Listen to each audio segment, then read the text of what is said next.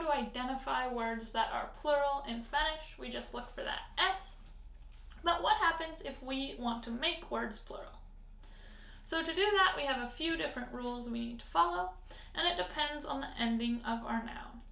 So for nouns that end in vowels, all we do is add an S.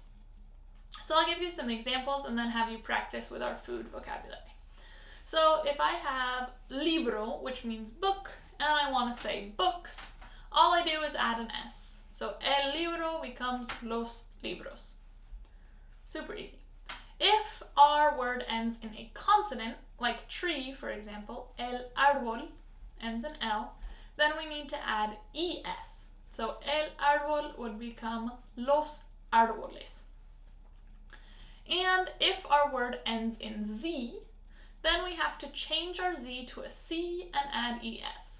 So for example, voz, which means voice, would become voces with a C. So now I'm going to have you do some examples with our food vocabulary.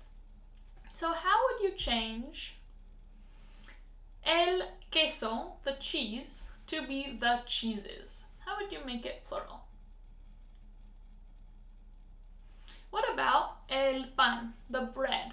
How would you make el pan plural? And our last one is el arroz, the rice. How would you make that plural? So our first word is super easy because it ends in O, we just add an S. El queso becomes los quesos.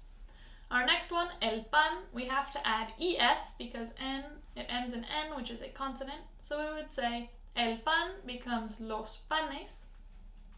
And our last one, el arroz, because it ends in Z, we have to change our Z to a C and add ES.